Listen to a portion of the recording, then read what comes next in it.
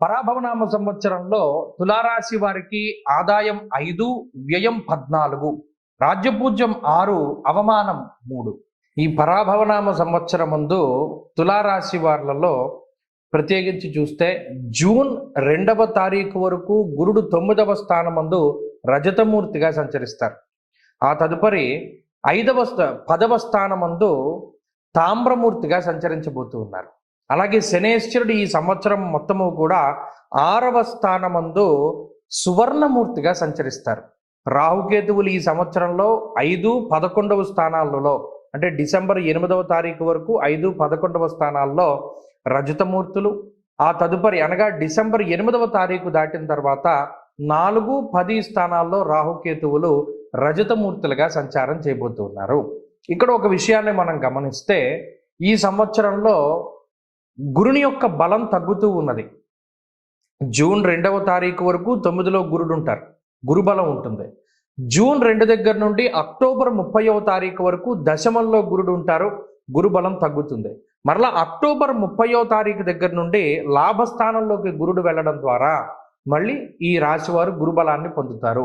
మళ్ళీ ఏమవుతుంది, కొంతకాలం నెల 2 నెలలు పోయాక గురుడు మళ్ళా దశమంలోకి వెళ్ళిపోయి అక్కడే ఉండిపోతారు. కాబట్టి ఇక్కడ గురుని అతిచార వక్రాల వల్ల ఒక 2-3 నెలల పాటు సంవత్సరం మధ్యలోనూ, అలాగే సంవత్సర ప్రారంభంలో 2-3 నెలల్లోనూ, అంటే ఒక అర్ధ సంవత్సరం పాటు తులారాశి వారికి గురుబలం ఉంటుంది. ఇది ఒక విషయం. అయితే శని మాత్రం సంవత్సరం పొడవునా కూడా సువర్ణమూర్తిగా యోగిస్తూ ఉన్నారు. ఇక్కడ మనం మూర్తిత్వాలు ఎందుకు చెప్పుకుంటాము అంటే ఒక గ్రహం తాలూకు బలాన్ని మనం తెలుసుకోవడానికి మూర్తిత్వాలను ఉపయోగిస్తాము. ఇప్పుడు ఈ సంవత్సరం మొత్తంలోనూ తులారాశి వారికి యోగించేటువంటి గ్రహం ఎవరయ్యా అంటే శనేశ్వరుడు. షష్ఠ స్థానమందు శనేశ్వరుడు ఉండడం అది చాలా యోగ్యమైనటువంటి స్థితి. ధనధాన్యాభివృద్ధించ స్త్రీపుత్ర సుఖవర్ధనం అన్నారు. అంటే 6వ స్థానంలో ఉండేటువంటి గురువు, 6వ స్థానంలో ఉండేటువంటి శనేశ్వరుడు యోగాన్ని ఇస్తారు. ఏ విధంగానూ అది శత్రుస్థానము, రోగస్థానము, రుణస్థానము కాబట్టి ఆ శత్రు, రోగ, రుణస్థానాల వల్ల కలిగేటువంటి బాధని ఆయన తీసేస్తాడు. ఉదాహరణకి ఎవరైనా ఆర్థికంగా ఇబ్బంది పడుతున్నారు అనగా ఏదైనా రుణ బాధలు ఎక్కువగా ఉన్నాయని అనుకోండి, ఈ సంవత్సరంలో అప్పులు తీర్చేటువంటి విధంగా శని ఉపయోగపడతారు.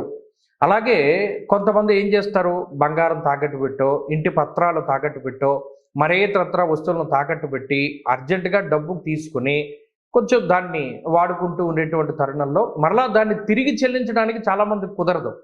అప్పు తీర్చలేకపోతున్నాం అనుకుంటారు. కానీ ఈ సంవత్సరంలో శనేశ్వరుడు ఏం చేస్తారు, ఆ రుణాన్ని చక్కగా తీర్చేసి ఆ డబ్బును వాళ్ళకి ఇచ్చేసి మరలా మీ సంపదని మీరు తిరిగి తెచ్చుకునేటట్టు ఆయన అవకాశాన్ని ఇస్తాడు. తర్వాత ఇంకో విషయము, ఆరోగ్యాన్ని ప్రసాదిస్తాడు. శనేశ్వరుడు ప్రత్యేకించి 6వ స్థానం ముందు ఉండడం, ముఖ్యంగా ఏదైనా అనారోగ్య సమస్యలు వచ్చినా గతంలో దాని నుండి రికవరీ రేటును పెంచుతారు. లేదు అనారోగ్యాల బారిన పడకుండా, ముఖ్యంగా నరాలకి సంబంధించిన సమస్యలు, లేదు వాతం చేయడం వల్ల అంటే ప్యారలైజ్ అయిపోతూ ఉంటుంది శరీరము, ఆ వాతానికి సంబంధించినటువంటి సమస్యలు, వాటి నుండి రికవరీ అయ్యేటువంటి రేటుకి శని కారకుడు. కాబట్టి ఆ శరీర ఆరోగ్యాన్ని ఇస్తారు, రుణ బాధల్ని తగ్గించి వేస్తారు, శత్రువుల పైన విజయాన్ని సాధించేలా చేస్తారు. ఇవి శనేశ్వరుడు వల్ల కలిగేటువంటి యోగ్యమైన ఫలితాలు. ఇక్కడ ఇంకో విషయం ఏంటి అంటే పంచమంలో ఉండేటువంటి రాహు అంత ఉపయోగకారి కాదు, అలానే అంత అపకారం చేసే గ్రహం కూడా కాదు, మధ్యస్థమైనటువంటి గ్రహం. కానీ డిసెంబర్ దగ్గర నుండి డిసెంబర్ 8వ తారీఖు నుండి అర్ధాష్టమ రాహువుగా ఆయన ఫలితాన్ని ఇస్తారు. అర్ధాష్టమ రాహు ఏం చేస్తారు, కుటుంబపరమైనటువంటి విషయాలపైన ప్రభావాన్ని చూపిస్తారు. ముఖ్యంగా కార్యవిఘ్నం ప్రవాసంచ అన్నారు. అంటే ఏదైనా ఒక మనం తలపెట్టినటువంటి దానిలో ఏదైనా ఆటంకాలు రావడానికో, లేదు స్థానం మార్పు చెందడానికో, కొంతమంది ఉంటారు ఉద్యోగపరంగా, వ్యాపార పరంగా కుటుంబాన్ని వదిలిపెట్టి వేరే ప్రాంతానికి వెళ్ళవలసి వస్తుంది. అటువంటి విషయాలకి కూడా రాహువు కారణమవుతారు. అంటే ఏదైనా అనుకోని విధంగా వేరే ప్రాంతాల్లో ఉద్యోగం చేయవలసి రావడము, కుటుంబం ఒక చోట, ఈ తులారాశి వారు వేరే చోట ఉండడం వల్ల కొంచెం కమ్యూనికేషన్ గ్యాప్, లేకపోతే కుటుంబానికి దూరంగా ఉండవలసినటువంటి పరిస్థితుల్లో ఈ రాశి వారిలో ఉంటాయి. అలాగే ధాన్యనాశ, ధనచ్ఛేదం, వృధా సంచరణం భయం, కొన్ని సందర్భాల్లో వృధాగా కూడా ప్రయాణించవలసి వస్తుంది. ఇక్కడ గమనించండి, అటు గురుడు వల్ల కానీ రాహు వల్ల కానీ ప్రయాణము అనేటువంటిది ప్రధానంగా చెప్పాడు. కానీ గురుడు వల్ల ఏం చెప్పారు? వృధా ప్రయాణము అని చెప్పారు. రాహు వల్ల కార్య విఘ్న అని చెప్పారు. కాబట్టి ఇక్కడ తులారాశి వారు గుర్తుపెట్టుకోవాల్సింది ఏంటి అంటే, ఏదైనా ఒక ముఖ్యమైనటువంటి పని మీద సుదూర ప్రాంతాలకి ప్రయాణించేటువంటి వారు 1-2 సార్లు మనం ఏ పని కోసం వెళుతున్నాం, ఆ పనికి సంబంధించినటువంటివి మన దగ్గర ఉన్నాయా లేదా, ఏదో ఒక డాక్యుమెంట్ పని మీద వెళ్తారు, అది ఇంటి దగ్గరే మర్చిపోయి వెళ్ళిపోతారు. దానివల్ల అటు వెళ్ళినటువంటి ప్రయాణము, టైము, డబ్బు అంతా వృధాగా పోతుంది, వెళ్ళిన పని అవ్వదు. అందుకని మనం వెళ్ళేటప్పుడే తులారాశి వారు ఏం చేయాలి అంటే, అన్నీ మనం పట్టుకెళ్తున్నామా లేదా, ఈ ప్రయాణానికి కావాల్సినవన్నీ సమకూర్చుకున్నామా లేదా, అన్నీ మన దగ్గర ఉన్నాయా లేదా 1-2 సార్లు చెక్ చేసుకోవాలి. అలాగే ఈ సంవత్సరంలో లాంగ్ టర్మ్ కోచింగ్లు అనేటువంటివి మంచివి కాదు తులారాశి వారికి. అంటే ఎవరైనా కొంచెం లాంగ్ టర్మ్ కోచింగ్ తీసుకుందామనేటువంటి ఆలోచన ఉంటే 1-2 సార్లు ఆలోచన చేయాలి. ఎందుకంటే ఇక్కడ దశమంలో గురుడు, చతుర్థమందు రాహువు, ఈ గురు రాహువుల యొక్క సమసప్తక స్థితి చదువు రీత్యా అంత రాణించేటువంటి పరిస్థితులు ఉండవు. పోటీ పరీక్షల్లో వాటిలోనూ జాతకంలో దశాంతర దశలు బాగుంటేనే తప్పితే ఈ గోచార రీత్యా ఉండేటువంటి పరిస్థితులు అయితే అంత ఇదిగా లేవు. ఈ విషయాన్ని కూడా తులారాశి వారు దృష్టిలో పెట్టుకోవాలి. ఇక ఉద్యోగ సంబంధమైనటువంటి విషయాలు మధ్యస్థంగానే గోచరిస్తూ ఉన్నాయి. వ్యాపార పరంగా తులారాశి వారికి ఈ సంవత్సరంలో ఇందాక మనం చెప్పుకున్నట్టు అక్టోబర్ 30 తర్వాత ఉండేటువంటి పరిస్థితులు బాగుంటాయి తప్పితే ఈ లోపు ఉండేటువంటి పరిస్థితులు ఏవి కూడా అంత అనుకూలంగా కనబడ్డంలా. ఇంకొక ముఖ్యమైనటువంటి విషయం ఏంటి అంటే, లాభస్థానంలోకి గురుడు వచ్చిన తర్వాతే, అంటే అక్టోబర్ నెల 30వ తారీఖు దాటిన తర్వాతనే ఏదైనా ప్రమోషన్లు కానీ, లేదా ఏదైనా ఇంట్లో శుభ కార్యక్రమాలు కానీ, లేకపోతే ఏదైనా వంశాభివృద్ధి, సంతానము, లేదా ఏదైనా వాహనము కొనుగోలు చేయడం, ఇవన్నీ కూడా అటే కనబడుతూ ఉన్నాయి. కాబట్టి ఈ విషయాలన్నీ కూడా తులారాశి వారు దృష్టిలో పెట్టుకోవాలి. తులారాశి వారికి చాలా మంచి పరిహారం ఏంటి అంటే, ఈ పరాభవనామ సంవత్సరంలో దత్తాత్రేయ స్వామి వారి యొక్క క్షేత్ర దర్శనం, దత్తాత్రేయ స్వామి వారి యొక్క ఆరాధన. ప్రతి మాసముందు కూడా అనఘాష్టమి అనేటువంటిది వస్తూ ఉంటుంది. ఆ అనఘాష్టమి వ్రతం ఆచరిస్తూ ఉండడము, లేదా పౌర్ణమి మొదలుకొని సప్తమి వరకు సప్తాహం గురుచరిత్ర, శ్రీపాద శ్రీవల్లభ చరితామృతం కానీ, దత్తాత్రేయ స్వామి వారి యొక్క చరిత్ర కానీ పారాయణం చేసి అష్టమి రోజున దత్తక్షేత్ర దర్శనం చేయడం ద్వారా ఈ సంవత్సరంలో ఏ నెలలో వచ్చినటువంటి ఆటంకాన్నైనా చాలా గొప్పగా దాటగలుగుతారు. ఆ గురుబలం చాలా ముఖ్యం. స్మరణ మాత్ర సంతుష్టాయ అన్న శాస్త్రం. అంటే ఆయన స్మరిస్తేనే దత్తుడు మనకి ప్రీతిపాత్రుడు అవుతాడు. చక్కగా ఆయనకి మనం ఇష్టలమవుతాం, మనకి ఆయన ఇష్టడవుతాడు. కాబట్టి దత్తారాధన చాలా మంచిది. ఈ సంవత్సరం మొత్తం మీద గురుబలాన్ని పెంచుకోవడానికే ఈ రాశి వారు ప్రయత్నం చేయాలి. పరాభవనామ సంవత్సరంలో వృశ్చిక రాశి వారికి ఆదాయం 11, వ్యయం 5, రాజ్యపూజ్యం 2, అవమానం 6. వృశ్చిక రాశి వారికి ఈ పరాభవనామ సంవత్సరంలో జూన్ నెల 2వ తారీఖు వరకు గురుడు అష్టమ స్థానమందు సువర్ణమూర్తి. ఆ తదుపరి అంటే జూన్ 2వ తారీఖు దాటిన తర్వాత 9వ స్థానమందు రజతమూర్తిగా సంచరిస్తారు. అలాగే ఈ సంవత్సరం మొత్తము కూడా శనేశ్వరుడు 5వ స్థానంలో రజతమూర్తిగానే సంచారం చేస్తారు. అలాగే ఈ సంవత్సరంలో రాహుకేతువులు డిసెంబర్ నెల 8వ తారీఖు వరకు 4వ స్థానంలోనూ 10వ స్థానంలోనూ లోహమూర్తులు, తదుపరి 3, 9 స్థానాల్లో సువర్ణమూర్తులుగా సంచారం చేస్తారు. ఈ మూర్తిత్వం మనం ఎందుకు చెప్పుకోవాలి అంటే, గోచారంలో ఒక గ్రహం తాలూకు బలం ఎంత ఉంది అనేటువంటిది ఈ మూర్తిత్వాలను బట్టే తెలుస్తుంది. మరి ఇప్పుడు ప్రత్యేకించి ఈ సంవత్సరంలో చూస్తే వృశ్చిక రాశి వారికి ఈ పరాభవనామ సంవత్సరం అనేటువంటిది చాలా ఉన్నతమైనటువంటి సంవత్సరంగానే చెప్పచ్చు. కారణం ఏంటి అంటే, ప్రతికూలించేటువంటి గ్రహాల యొక్క సంఖ్య తగ్గుతూ ఉన్నది, అనుకూలించేటువంటి గ్రహాల యొక్క సంఖ్య పెరుగుతోంది. అందువల్ల ఏమవుతుంది, ఇక్కడ అష్టమ గురుని యొక్క స్థితి పోతుంది. అందులోనూ ఆయన సువర్ణమూర్తిగా ఫలితాన్ని ఇస్తూ చాలా ఇబ్బంది పెడుతూ ఉండేటువంటి పరిస్థితుల్లో ఆయన 9వ స్థానంలోకి మారుతూ ఉన్నారు. నవమం గురుడికి చాలా అద్భుతమైనటువంటి స్థితి. ఎందుకంటే అక్కడ పంచమ దృష్టి ఈ రాశి మీద పడుతుంది.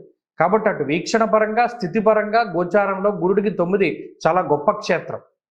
అలాగే అర్ధాష్టమ రాహు యొక్క దోషం పోతూ ఉన్నది. ఇక్కడ అష్టమ గురుని యొక్క దోషం పోతోంది, రాహు అర్ధాష్టమ స్థానమందు దోషాన్ని ఆయన పోగొట్టుకుంటూ ఉన్నాడు. కాబట్టి ఈ రెండు కూడా చాలా అద్భుతమైనటువంటి స్థితులు. దీనివల్ల ఏమవుతుంది అంటే కుటుంబపరమైనటువంటి విషయాలలో ప్రత్యేకించి మీరు గమనించండి, గత సంవత్సరం అంతా ఈ రాశివారు దేనిలో ఇబ్బంది పడ్డారంటే కుటుంబపరమైనటువంటి విషయాల వల్లే చాలా ఇబ్బంది పడ్డటువంటి పరిస్థితులు. మానసికంగా, శారీరకంగా, ఆర్థికంగా ఎటు చూసినా కూడా కుటుంబపరమైనటువంటి విషయాల వల్లే వృశ్చిక రాశి వారు చాలా దెబ్బతిని ఉన్నారు. దానికి కారణం అష్టమ గురుడు, అర్ధాష్టమ రాహు. ఎంత ఇబ్బంది అంటే ఒక్కొక్కసారి ఎలా వస్తుంది, నిష్ఠురం సాహసం క్రోధం అష్టమస్తే భవేద్ గురువు అన్నారు. అంటే ఇంకా నిష్ఠూరత వచ్చేస్తుంది, చిచ్చి మన బతికింతే అనేటువంటి భావన వస్తుంది. క్రోధం, విపరీతమైనటువంటి కోపం పెరిగిపోతుంది. దాన్ని ఎవడి మీద ప్రదర్శించాలో మనకి తెలియదు.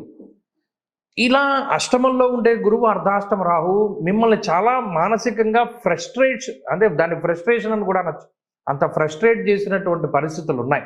ఇప్పుడు దాని నుండి ఉపశమనం కలుగుతుంది. ఎప్పుడు గ్రహస్థితి ఒకేలా ఉండదు, గుర్తుపెట్టుకోండి. వృశ్చిక రాశి వారికి ఈ మానసికమైనటువంటి ప్రశాంతత లభించి సంవత్సరంన్నర కాలం అవుతూ ఉన్నది. ఇప్పుడు ఈ సంవత్సరంలో మానసికంగా మీరు కొంత ప్రశాంతతని అనుభవించేటువంటి కాలం ఇది. 9లో గురుడు, అర్ధంచ స్వకులాచార గృహే నిత్యోత్సవ శుభం. అంటే ఏదైనా ఒక మంచి జరగడానికి గురుడు అవకాశాన్ని ఇస్తాడు. అలాగే అర్ధాష్టమ రాహు యొక్క దోషం పోయిన తర్వాత విద్య, ఉద్యోగము, వ్యాపారము, కుటుంబ సంబంధమైనటువంటి వ్యవహారాలన్నీ కూడా మీకు అనుకూలంగా మారి ముందుకు వెళతాయి. మీ మీద బర్డెన్ తగ్గుతుంది. అలాగే గతంలో కనీసం బయటికి వెళ్ళడానికి ఇంట్రెస్ట్ చూపించినటువంటి వృశ్చిక రాశి వారు ఇప్పుడు కొంచెం ఇల్లు దాటి బయటికి వెళ్ళడానికి లేదా వేరే వేరే ప్రాంతాలని సందర్శించడానికి ఈ గ్రహస్థితి అవకాశాన్ని కల్పిస్తుంది. దేశాంతరవాసం చేయడానికి, విదేశీ విద్య లేదా దూర విద్య కోసం ప్రయత్నం చేసేటువంటి వారికి ఈ సంవత్సరంలో అవకాశాలు మెరుగ్గా ఉంటాయి.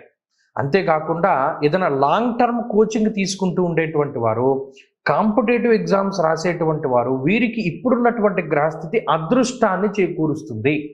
ఇప్పటివరకు అదృష్టం లేదు, అంతా కూడా చాలా దారుణమైనటువంటి స్థితి. ఇప్పుడు అదృష్టం అనేటువంటిది వస్తుంది. దాని ద్వారా ఈ లక్ ఫ్యాక్టర్ని చేతిలో పెట్టుకుని ముందుకు వెళ్ళేటువంటి పరిస్థితులన్నీ కూడా ఈ రాశి వారిలో ప్రధానంగా కనబడుతూ ఉన్నాయి. అలాగే శుభ కార్యక్రమాలు జరగడం, సంతానోత్పత్తి కలగడం, విద్య, ఉద్యోగ, వ్యాపార సంబంధమైనటువంటి విషయాల్లో ఎదుగుదల కనబడడం, ఇటువంటివన్నీ కూడా చక్కగా ఈ రాశి వారిలో ప్రధానంగా కనబడుతూ ఉన్నాయి. కాబట్టి ఇక్కడ ప్రతికూలించేటువంటి గ్రహాల యొక్క సంఖ్య తగ్గి అనుకూలించేటువంటి గ్రహాల యొక్క సంఖ్య పెరుగుతూ ఉన్నది. ఇది చాలా గొప్ప విషయం. ఇక్కడ ఈ గురు రాహువుల గురించి మనం పక్కన పెట్టి ఇక శనేశ్వరుడి దగ్గరికి వెళితే దీర్ఘ సంచార గ్రహంలో కార్యహానిర్ మనస్తాప జ్ఞాతివ్యాజ్య కలాపహం అన్నారు. పంచమంలో ఉండేటువంటి శని అంత అనుకూలుడు కాదు, ఆయన అంత ప్రతికూలమైన గ్రహం కూడా కాదు. కాకపోతే ఆయన ఏం చేస్తారయ్యా అంటే మన బుద్ధికి తగినటువంటి విధంగా ముందుకు వెళ్ళనివ్వడు. ఉదాహరణకి మనకు అది ఇష్టం అనుకోండి, ఆ పని చేయడానికి అవకాశం ఉండదు, దాన్ని పాడు చేసేస్తారు.